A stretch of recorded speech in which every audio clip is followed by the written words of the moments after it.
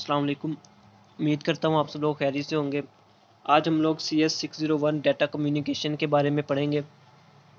आज मैं इसके बारे में काफ़ी ऐसी इंपॉर्टेंट चीज़ें हैं, क्योंकि इसका जो पेपर है वो कंसेप्चुअल तो नहीं आ रहा, लेकिन वही चीज़ें बार बार रिपीट हो रही हैं। जो लॉन्ग क्वेश्चन है वो बार बार वही आ रहे हैं। आपको मैं कोई 6-7 इस तरह के क्वेश्चन बता दूंगा जो आपके पेपर में उनमें से 2-3 क्वेश्चन मस्ट है कि 5 नंबर और 3 नंबर के आ जाएंगे। और बाकी हम कुछ इंपॉर्टेंट मैंने चीज़ें लिखी हैं वो मैं आपको दिखा देता हूँ। कुछ MCQs वगैरह हैं और उसकी मैं फ़ाइल एक मैंने एप्लीकेशंस की फ़ाइल बनाई थी वो मैं आपके साथ शेयर करूँगा। मतलब कि ये वीडियो जितने मिनट की भी बनती है, आप अगर इस वीडियो को देख लें और इसके अंदर जो इंपॉर्टेंट क्वेश्चन लिखे हैं 4-5 मैंने, अगर आप वो याद कर लेते हैं तो आप 80% मार्क्स ले लेंगे, क्योंकि इसका पेपर बार बार वही रिपीट हो रहा है। तो हम आते हैं अपने पेपर की तरफ। अच्छा, जिन मेंबर्स को होता है ना फ़ाइल के लिए, मैं जब वीडियो बनाता हूँ तो उसके बाद मुझे फ़ाइल के लिए दोबारा फ़ाइल एक दफ़ा बनानी पड़ती है, तो उसके लिए मुझे टाइम निकालना पड़ता है। और फ़ाइल मांगने IB में ना आया करें, यहाँ पे वीडियो के नीचे ना कमेंट कर दिया करें, क्योंकि कमेंट्स और लोग भी पढ़ रहे होते हैं। तो वहाँ पे जब आपको प्रोवाइड किया जाता है फ़ाइल का लिंक, तो वो बाकियों को भी मिल जाता है। अब आप अलग-अलग आते हैं तो हर बंदे को अलग-अलग फ़ाइल देनी पड़ती है, वो ज़्यादा मुश्किल हो जाता है। तो इसलिए वीडियो के नीचे ही कमेंट कर दिया करें, तो वहाँ पे ही मैं आपको फ़ाइल का लिंक दे देता हूँ। फेसबुक का ग्रुप है उसके अंदर मैंने पोस्ट कर दी होती है। जैसे ही मैं बना लेता हूँ फ़ाइल, मैं फेसबुक ग्रुप के अंदर पोस्ट कर देता हूँ, तो वहाँ से हर बंदा खुद ही जाके उठा सकता है। तो अब हम नेक्स्ट आते हैं इस फ़ाइल की तरफ। यहाँ पे सबसे पहले वेरिएबल फ्रेमिंग टेक्निक्स। अब ये MCQs के तौर पे काफ़ी दफ़ा आई हुई थी। ये आपने ऐसी इसकी 2 टेक्निक्स हैं वो याद रखनी है। नेक्स्ट है स्पैनिंग ट्री एल्गोरिथम। इसके बारे में भी आज एक क्वेश्चन आया हुआ था। In graph theory spanning tree is a graph in which there is no loop. अब MCQs भी इसमें आ सकता है कि जिसमें लूप नहीं होती वो कौन सा ग्राफ होता है, तो वो स्पैनिंग ट्री एल्गोरिथम है। अगर स्पैनिंग ट्री एल्गोरिथम के बारे में कोई और आपके से क्वेश्चन किया जा सकता है, तो उसमें भी आप एक चीज़ ये लिख सकते हैं कि उसके अंदर कोई लूप नहीं होती। नेक्स्ट, ये तीनों में से एक आपको MCQs कन्फर्म आएगा। अब RTC आ जाए, CTS आ जाए या AC आ जाए, या फिर वो आपसे पूछ ले कि 10-11 को की मीनिंग क्या है। ये आपको तीनों में से एक MCQ इसके बारे में ज़रूर आएगा। और आपने ये याद कैसे करना है, एक तो इसको तरतीब से याद करें। RTC रिक्वेस्ट टू सेंड, सबसे पहला रिक्वेस्ट टू सेंड है। दूसरा CTS क्लियर टू सेंड है। तीसरा AC के एक्नॉलेजमेंट है। अच्छा, एक और चीज़ और कि आपने इनके एब्रीविएशंस भी याद रखने हैं। क्या पता आपको एब्रीविएशंस पूछ ली जाए। अच्छा, आपने तरतीब से इस तरह याद रखना है। और नेक्स्ट आप अगर देखें, सबसे पहले है 10-11 मतलब 1011। 1011 से आपने स्टार्ट होना है। 1011 के बाद 1100 आएगा। पहले क्या है 1011, 1000 ना कहें आप 1011 कह लें। 1011 उसके बाद 1100, फिर उसके बाद 1101।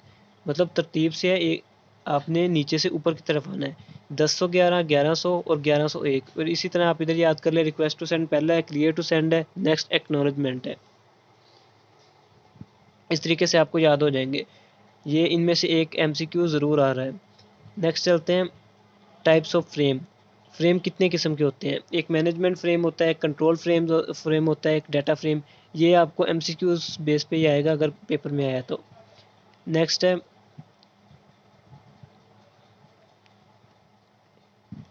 Data link layer protocols. Data link layer protocols के बारे में लॉन्ग क्वेश्चन भी आया हुआ था और 3 नंबर का क्वेश्चन भी था। इसकी सब टाइप्स लिखनी थी। अब ये आपको ये इसने प्रोटोकॉल दिए हुए हैं, इसके बारे में भी आ सकता है। ये जो गो बैक एन प्रोटोकॉल है, ये भी आपसे पूछा जा सकता है। आपने ये चारों इसी तरह याद करनी है, बल्कि अगर आपके पास टाइम है तो इनको आगे भी एक्सप्लेनेशन इनकी ना थोड़ी बहुत याद करें कि सिंपल प्रोटोकॉल में क्या होता है, स्टॉप एंड वेट प्रोटोकॉल में क्या होता है, गो बैक प्रोटोकॉल में क्या होता है, सेलेक्टिव रिपीट प्रोटोकॉल में क्या होता है। इनके आगे ना थोड़ी थोड़ी एक्सप्लेनेशन एक दफ़ा देख लें बुक से। इसके हैंडआउट्स तो है नहीं है, वैसे पुराने हैंडआउट्स हैं, लेकिन आप PPT स्लाइड्स डाउनलोड करके ना वहाँ से एक नज़र मार लें, क्योंकि इसके अंदर आपको लिखने में आसानी हो जाएगी अगर इसका मेन क्वेश्चन पूछ लेते हैं तो। नेक्स्ट है सिंपल प्रोटोकॉल। ये आई थिंक मैंने 2 के बारे में लिखी भी हुई है line. Has neither flow nor error control. ना ही उसके अंदर फ्लो होता है, ना ही एरर कंट्रोल करने की खासियत होती है सिंपल प्रोटोकॉल में। और स्टॉप एंड वेट प्रोटोकॉल है जो, वो बहुत काम करता है, फ्लो भी होता है उसके अंदर और एरर कंट्रोल भी होता है। बाकी दोनों की नहीं लिखी हुई, इन दोनों की मैंने लिखी हुई है। इसी तरह बाकी दोनों की भी अगर आपको PPT स्लाइड से मिलती हैं तो वो देख लीजिएगा। नेक्स्ट है सोनेट फंक्शनल लेयर्स।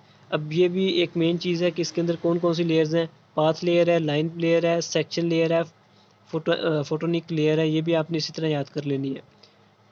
नेक्स्ट है इथरनेट एवोल्यूशन। अच्छा, ईथरनेट के हवाले से एमसीक्यूज तो आ ही रहे हैं। मेन जो क्वेश्चन है ना आपके लॉन्ग क्वेश्चन, वो 2 से 3 ईथरनेट के हवाले से पूछ रहा है, यानी कि ईथरनेट में कोई और चीज़ पूछ लेता है या फिर वो लेयर्स हैं उनके बारे में पूछ लेता है। आपको ईथरनेट के टॉपिक से बहुत ज़्यादा एमसीक्यूज और क्वेश्चन, यानी कि आपका कुछ 25 से 30% पेपर आपका सिर्फ ईथरनेट से वो भेज रहा है। अब ईथरनेट क्या है, लैन वाज डेवलप्ड 1970 में डेवलप हुई है। उस वक़्त इसको 4 जनरेशन में तक़सीम किया गया था। ये एमसीक्यूज़ भी काफ़ी दफ़ा आए हुए हैं। Standard internet, fast Ethernet, gigabit Ethernet and 10 gigabit Ethernet. अब इसको आपने याद करना है, जो स्टैंडर्ड था उसके अंदर क्या स्पीड थी इंटरनेट की। अब ये क्या थी, 10 एमबी पर सेकंड। आपको पता है कि 10 एमबी इंटरनेट बहुत स्पीड होती है, तो मोबाइल वगैरह जो बंदा यूज़ करता है वो तो इसको इजीली याद कर सकता है। जो स्टैंडर्ड है वो 10 एमबी पर सेकंड है। अगर फास्ट है वो थोड़ा सा ज़्यादा हो जाएगा, तो कितना हो जाएगा, 100 एमबी पर सेकंड। अब गीगाबिट की बात की जाए तो वो 1000 है। हमने आगे को बढ़ना है ना, गीगाबिट की बात करें तो 1000 एमबी पर सेकंड, लेकिन वो यहाँ पे जीबी में पूछेगा आपसे। तो आपको गीगाबिट से भी पता लगता है कि जीबी, गीगा से जी और बिट से बी, तो आप 1 जीबी भी कह सकते हैं। 1 जीबी 1000 एमबी के बराबर होता है, तो आप 1 जीबी भी कह सकते हैं, 1000 एमबी भी कह सकते हैं। नेक्स्ट है 10 गीगाबिट, तो वहाँ पे 10 जीबी आ जाएगा और वो इज इक्वल टू 10,000 एमबी होगा। वैसे तो एक गीगाबिट 1000 के बराबर होता है, सही हो गया। 10 गीगाबिट आप 10 जीबी लिखेंगे। ये चारों आपने अच्छी तरह याद करने हैं। इसमें से भी आपको 2 एमसीक्यूज कन्फर्म है कि पेपर में आएंगे। नेक्स्ट है फाइबर नेटवर्क। अब ये भी पेपर में आ रहा है बार बार। इसका एक एमसीक्यूज कन्फर्म है, इसका भी ये पेपर में आएगा, बल्कि इसके बारे में लॉन्ग क्वेश्चन भी इसने पूछे हुए हैं। अब एक तो आपको पता है 10 बेस 5 है, जिसमें 5 आ गया एंड पे। जो एमसीक्यूज में वो पूछेगा वो 10 बेस वाली पूछेगा। 10 बेस 5 है, 10 बेस 2 है, 10 बेस टी है, 10 बेस एफ है। अब 10 बेस 5 है, 5 थिक पार्ट रखना है अपने, थिक नेटवर्क है। जो 2 है वो छोटा हो गया, इसलिए थिन नेटवर्क कर लेना है। अब 10 बेस टी और एफ, ये दो ही चीज़ें हैं, तो T for twisted, F for fibre. तो आपने इन चारों को इस तरीके से याद कर लेना है। 5 को थिक है, 2 थिन है, एंड टी फॉर ट्विस्टेड है, एफ फॉर फाइबर है। अब जो मेन लॉन्ग क्वेश्चन आ रहे हैं वो आ रहे हैं 100 बेस वाले, 100 base T x, 100 base F x, और इस तरह के आ रहे हैं और उनके मीनिंग्स लिख रहे हैं। तो ये भी मैं आपको आगे मैंने लिखे हुए हैं इंपॉर्टेंट क्वेश्चन लॉन्ग के अंदर, तो वहाँ से आपने वो 100 वाले भी ज़रूर करके जाने हैं, क्योंकि 100 से मेन लॉन्ग क्वेश्चन आ रहे हैं। ये तो आपने करने ही करने हैं ना, इससे आपके एमसीक्यूज कन्फर्म होंगे। नेक्स्ट है डीएलसी सर्विस प्रोवाइडेड। अब डीएलसी सर्विस प्रोवाइडेड 3 किस्म की हैं, framing, flow control, error control. ये आपको एमसीक्यू इस तरीके से पूरे पूछेगा कि कौन सा डीएलसी में नहीं आता। तो आपने जब तीनों याद रखे होंगे कि फ्रेमिंग है, फ्लो कंट्रोल है, एरर कंट्रोल है, अगर कोई नहीं होगा तो वो आप उस पर क्लिक कर सकते हैं। और नेक्स्ट इसका मेन क्वेश्चन के बारे में 3 नंबर का क्वेश्चन वो पूछ सकता है कि डीएलसी के बारे में बताएं, तो आपने ये तीनों लिखने हैं। 3 नंबर का ये क्वेश्चन आ सकता है पेपर में। नेक्स्ट है टीयूपी है, ये जस्ट स्टैंड्स फॉर है टेलीफोन यूज़र पोर्ट। तो मैं इसके अलावा भी आपको एब्रीविएशन दिखाऊंगा, कोई 50 अबव लिखे हुए हैं मैंने, वो आपने याद कर लेने हैं। उनमें से 5 से 6 एमसीक्यूज भी आपको आएंगे। नेक्स्ट है piggy hacking backing. Both simple and stop and wait protocol are design for unidirectional communication. आपने ये भी इसी तरह याद कर लेनी डेफिनेशन, ये एमसीक्यूज में आपसे पूछी जा सकती है। नेक्स्ट जो ये ओएसआई मॉडल है, अब ये इन ओएसएल, आपको पता है ओएसएल मॉडल, अगर आपने पहले कई लेक्चर्स लिए हो तो इसकी 7 लेयर्स होती हैं। और लेयर्स स्टार्ट कहाँ से होती है, सबसे नीचे फिजिकल लेयर होती है। Next data link layer, next है network layer, transport layer, session layer. अगर तो आपको लेयर्स के बारे में पूछता है ओएसआई मॉडल में, वो आपको लॉन्ग क्वेश्चन 5 नंबर का आ सकता है। तो आपने जस्ट 5 लेयर्स लिखनी है। 6 7 भी आप लिख सकते हैं, लेकिन 5 बहुत है 5 नंबर के लिए। लेकिन वो जो चीज़ इसमें पूछ रहा है ज़्यादातर, एक तो आपको वो पूछेगा कि हब, स्विच, राउटर, इन तीनों में से वो एक चीज़ लेगा, वो किस में यूज़ होती है। अब आप फिजिकल में बताएंगे, नेटवर्क में या डाटा लिंक में, यानी कि 2 से 3 एमसीक्यूज आपको इस ओएसआई मॉडल के अंदर से 3 एमसीक्यूज कन्फर्म आएंगे। वो हब का पूछ सकता है किस लेयर में है, तो आपने बताना है कि वो फिजिकल लेयर में है। आपसे वो पूछ सकता है कि नेटवर्क लेयर में क्या है, राउटर है या स्विच है या हब है, वो आपने बताना है। आपसे वो पूछ सकता है कि नेटवर्क लेयर और फिजिकल लेयर के मिड में जो डाटा लिंक लेयर है वो क्या काम करती है। अब वो इस बारे में भी पूछ सकता है। एमसीक्यूज इस तरह भी आ सकते हैं कि डाटा लिंक लेयर क्या काम करती है। ये 2-3 एमसीक्यूज तो हो गए ना राउटर स्विच हब के बारे में। उसके बाद वो आपसे पूछेगा कि एड्रेस है, जो आईपी एड्रेस है, वो अलॉट कौन करता है। मतलब डाटा लिंक लेयर के आपने ना एक को काम करना है, इसको और किसी लेयर को पढ़े ना पढ़े, डाटा लिंक लेयर को आपने एक्सप्लेनेशन इसकी ज़रूर पढ़ के जानी है, क्योंकि डाटा लिंक लेयर में से एक तो वो लॉन्ग क्वेश्चन भी पूछ सकता है, एक वो उसकी डाटा टाइप पूछ रहा है, उसके अलावा भी इसके अंदर की मेन चीज़ें हैं जो कि इसके अंदर क्या स्पेसिफिकेशन है ना, वो लिखेगा आपको क्वेश्चन में, और नेक्स्ट आपसे पूछेगा कि इसमें नेटवर्क आएगा या डाटा लिंक लेयर आएगी या फिजिकल लिंक लेयर आएगी, फिजिकल लेयर आएगी। तो इस बारे में भी आपको एमसीक्यूज आ जाएंगे। नेक्स्ट है फास्ट इथरनेट इम्प्लीमेंटेशंस। तो TX है जो वो 2 वायर्स है, FX है वो भी 2 वायर्स है, T4 है वो 4 वायर्स है। ये भी आपने इसी तरह याद करना है। ये जो 100 वाला मैंने क्वेश्चन आपको बताया था ना, उसमें भी इसकी हेल्प हो सकती है। Next data representation in CDMA, ये भी MCQs में पूछ सकता है। अगर डाटा बिट 0 है तो -1 है, अगर डाटा बिट 1 है तो +1 है। जब रिप्रेजेंटेशन करते हैं ना हम CDMA में, तो उसमें 0 का मतलब माइनस होता है और 1 का मतलब प्लस होता है, और अगर साइलेंस है कुछ तो फिर 0 होगा। नेक्स्ट ये वो मैंने लिखा हुआ है जो सब types of data link layer, ये आपने ज़रूरी करना है। ये क्वेश्चन बार बार आ रहा है, मैंने आपको पहले भी स्टार्ट में भी बताया था कि डाटा कम्युनिकेशन का जो पेपर है वो बार बार रिवाइज हो रहा है, वही चीज़ें बार बार वो पूछ रहा है। तो सब types of data link layer ये आपने ज़रूर करके जानी है। Next topic Ethernet. इथरनेट के बारे में भी आप जितनी इन्फॉर्मेशन इकट्ठी कर सकते हैं, आपके पास जितना टाइम है उतना इसके बारे में आप पढ़ें तो वो ज़्यादा अच्छा है। नेक्स्ट वही 100 base TX and 100 base FX, इसके बारे में भी आपने पढ़ लेना है कि इसके मीनिंग्स क्या हैं। नेक्स्ट ये सबसे मेन क्वेश्चन है, ये भी बार बार आया हुआ है। मैं आपको फिर कह रहा हूँ कि ये जो मैं मेन लॉन्ग क्वेश्चन बता रहा हूँ ना, अब इसकी एक्सप्लेनेशन मैं नहीं कर सका। अगर कोई बंदा इसकी फ़ाइल किसी को मिलती है जिसमें इनके सॉल्यूशंस हो या फिर किस तरीके मिलते हैं, तो वो आप नीचे कमेंट बॉक्स में लिख सकते हैं। मैं इंशाल्लाह ना कोशिश करूँगा कि इन 5-6 जो क्वेश्चन हैं इनकी सॉल्यूशन फाइल भी बना के एक आप लोगों को सेंड करूँ, अगर बन सकी तो।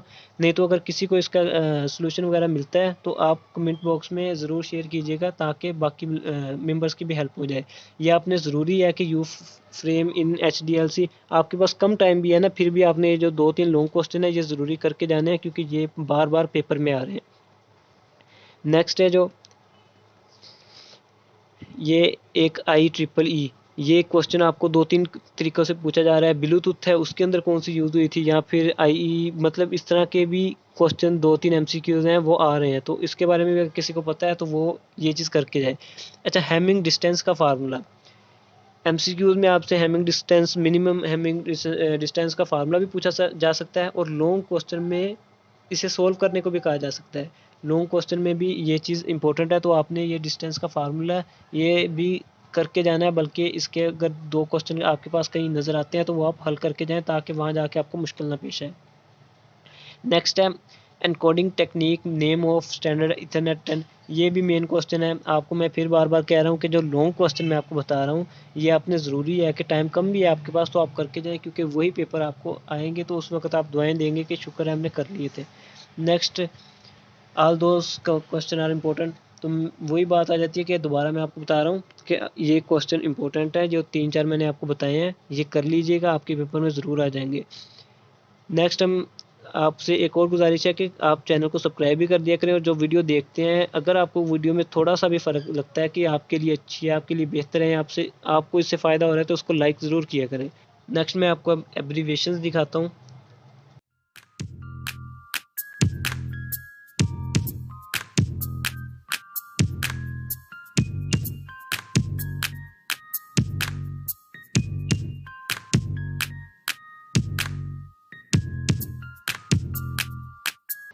ये मैं एब्रीविएशंस आपको दिखाता हूँ, ये आपने ज़रूर कर लेने हैं। 50+ एब्रीविएशंस हैं, ये भी बार बार पेपर में आ रहे हैं। अब ये जो पहले 4 हैं, फाइबर टू द, इसमें MCQs होगा FTTH का मतलब क्या है। अब वो पूछ सकता है fibre to the home, fibre transmission to home, fibre transplant, मतलब वो इस तरह के काफ़ी क्वेश्चन करेगा। लेकिन आपने क्या लगाना है, फाइबर टू द होम। इन चारों में से आपको एक MCQ ज़रूर आएगा। फाइबर टू द होम का आ सकता है, कर्ब का आ सकता है, बिल्डिंग का आ सकता है, नेटवर्क का आ सकता है। अब आज मेरे ख्याल आई थिंक मुझे कर्ब का आया था, मतलब आपको एक आधा MCQs इसके बारे में ज़रूर आएगा। तो आपने इन चारों में से एक MCQ, आपने ये टोटल एब्रीविएशन करने हैं। वैसे मैं आपको बता रहा हूँ कि इन चारों में से आपको एक MCQs कन्फर्म है कि आएगा। नेक्स्ट है anti network POP, point of presence. ये POP भी आपको प्रेजेंटेशन ऑफ पॉइंट्स या पॉइंट्स ऑफ प्रेजेंट, ये भी आपको आ सकता है। Next CMPTS cable modern transmission HFC hybrid fibre coxal DSL digital subscriber line LATA। ये आपने ऑल जो नज़र आ रहे हैं आपको, आपने ज़रूरी करने हैं। कुछ मैं आपको जो पेपर में ज़्यादा आते हैं उनके बारे में साथ साथ बताता जाऊँगा। ये जो DLC है, डाटा लिंक कंट्रोल, ये एक अहम है जो बार बार पूछा जाता है। उसके बाद ये पोर्ट्स है, प्लेन ओल्ड टेलीफोन सर्विस, ये भी आज पेपर में आया हुआ था। प्लेन ओल्ड टेलीफोन सिस्टम, ये भी आज आया हुआ था पेपर में। नेक्स्ट है जो लैन वैन है, ये तो आपको याद होंगे अगर पहले से भी। Local area network, wide area network, metropolitan area network, ये वैसे पेपर में आ नहीं रहे लेकिन आपने करने हैं। PAN पर्सनल एरिया नेटवर्क और मीडिया एक्सेस कंट्रोल, ये भी आपने करने हैं।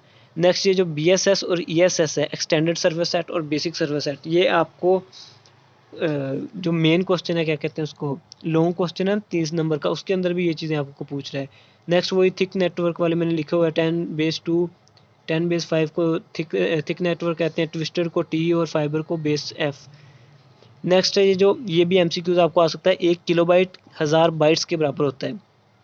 1 किलोबाइट 1000 बाइट्स के बराबर, आपको पता है किलो 1000 के बराबर होता है, तो वो जस्ट किलो का फ़र्क हुआ है, डिफरेंस हुआ है, बाकी बाइट वही है तो इसलिए 1000 लिखा जाएगा। नेक्स्ट इधर है मेगा बिट्स, उधर बाइट्स आ रहा है। अब 1 मेगा बिट कितने बाइट्स के बराबर होती है? 125 बाइट्स के बराबर होती है। अब ये भी आपने याद रखना है। नेक्स्ट है सोनेट का मतलब क्या है, मतलब कह रहा हूँ सोनेट स्टैंड्स फॉर क्या है, तो वो आपने याद रखना है। नेक्स्ट TDMA और CDMA, ये दोनों आपको पूछे जा सकते हैं। DMA का मतलब है डिवीजन मल्टीपल एक्सेस, TDMA का टाइम डिवीजन मल्टीपल और CDMA का कोड डिवीजन मल्टीपल। इन तीनों में से भी एक MCQ आ सकता है, ज़्यादा TDMA या फिर CDMA से ही पूछा जाता है। नेक्स्ट है STL। ये STL का जो आपको MCQ आएगा वो स्टैंडर्ड टेम्पलेट लाइब्रेरी वाला आपने करना है वहाँ पे, ठीक। नेक्स्ट RTS CTS AC के, ये भी मैंने आपको बताया था कि ये पेपर में आ सकते हैं। नेक्स्ट ATM का है, ये भी आपने अच्छे से याद रखना है। बस यही थे ये फाइल भी मैं आपको इस तरह सेंड कर दूंगा, बल्कि इन दो तीन फाइल्स जो भी हैं इनको मैं इकट्ठा करके एक ही फाइल बना के ना, इसका लिंक मैं नीचे कमेंट में दे दूंगा। आप वहाँ से फेसबुक ग्रुप है वो ज्वाइन करके वहाँ से डाउनलोड कर सकते हैं। बाकी मैं आपको अगेन कह रहा हूँ, जो मैंने आपको लॉन्ग क्वेश्चन बताए हैं ना, वो लॉन्ग क्वेश्चन आपने ज़रूर करने हैं, वही पेपर में बार बार आ रहे हैं। और बाद में अगर जब आप पेपर दे के आते हैं तो आके नीचे कमेंट भी किया करें अपना पेपर कि किस तरह का पेपर आया था, इस फाइल में से कितना किया आया था, ताकि बाकी बच्चों को भी करने में आसानी हो। अगर आप किसी का फ़ायदा सोचेंगे तब भी आपके फ़ायदे के लिए कोई दूसरा बंदा भी पेपर इस तरह अपलोड करेगा तो उससे आपका भी फ़ायदा होगा।